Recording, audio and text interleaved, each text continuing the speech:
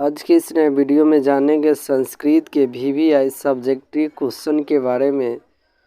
So friend, इस video को शुरू से लास्ट तक ज़रूर देखिएगा और चैनल पर पहली बार है तो चैनल को सब्सक्राइब कर लीजिएगा, साथ ही बेल नोटिफिकेशन को ऑन कर लीजिएगा। इस चैनल के माध्यम से आपको मोस्ट वीवीआई प्रश्न मिलेगा जो डायरेक्ट आपको एग्जाम में पूछा जाएगा। तो चलिए बिना देरी के शुरू करते हैं आज की ये वीडियो। प्रश्न है, कर्ण कौन था, उसकी क्या विशेषता थी। यानी कर्ण के बारे में पूछा जा रहा है और उसकी विशेषता के बारे में पूछा जा रहा है। कर्ण कुंती का पुत्र था। कर्ण किसका पुत्र था? तो कुंती का पुत्र था। परंतु महाभारत के युद्ध में उसने कौरव पक्ष से लड़ाई की। कर्ण किसके पक्ष से लड़ाई किया? कौरव के पक्ष से। ये क्वेश्चन पूछा जाता है, अच्छे से इनको याद रखिए। उसके शरीर पर जन्मजात कवच और कुंडल था। यानी कर्ण के शरीर पर जन्मजात यानी जन्म से ही क्या था? कवच और कुंडल प्राप्त था। जब तक कवच और कुंडल उसके शरीर से अलग नहीं होता तब तक कर्ण की मृत्यु असंभव थी।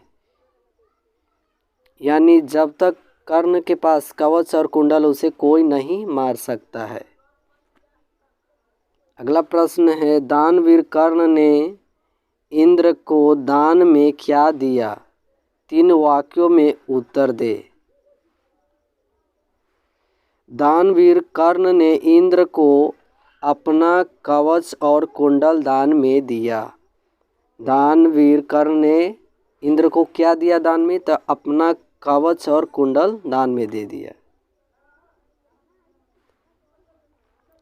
कर्ण को ज्ञात था कि यह कवच और कुंडल उसका प्राण रक्षक है, लेकिन दानी स्वभाव होने के कारण उसने इंद्र रूपी याचक को खाली लौटने नहीं दिया। किसको खाली लौटने न दिया? तो इंद्र को, यानी उसको दान देकर ही लौटाए।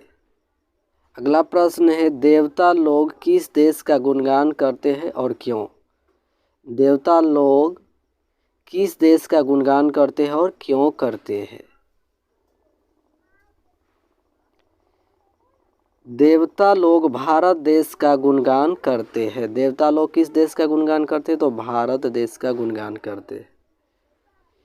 क्योंकि भारतीय भूमि स्वर्ग और मोक्ष प्राप्त करने का साधन है। भारतीय भूमि क्या है? स्वर्ग और मोक्ष प्राप्त करने का साधन है।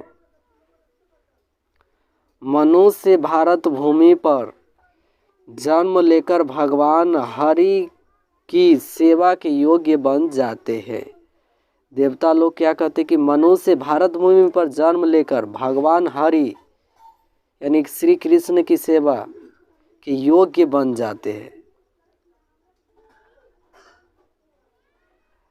अगला प्रश्न है लास्ट नंबर, स्वामी दयानंद मूर्ति पूजा के विरोधी कैसे बने? स्वामी दयानंद के माता पिता भगवान शिव के उपासक थे। स्वामी दयानंद के माता पिता किसका उपासक थे? तो भगवान शिव के उपासक थे।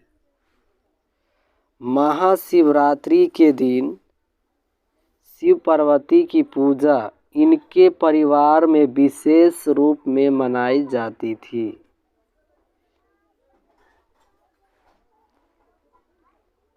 एक बार महाशिवरात्रि के दिन इन्होंने देखा कि एक चूहा भगवान शंकर की मूर्ति के ऊपर चढ़कर उन पर चढ़ाए हुए प्रसाद को खा रहा था। एक दिन क्या दिखा? मानी शिवरात्रि के दिन कि जो भगवान शिव के ऊपर चढ़ाया गया प्रसाद वो कौन खा रहा है? तो चूहा खा रहा था।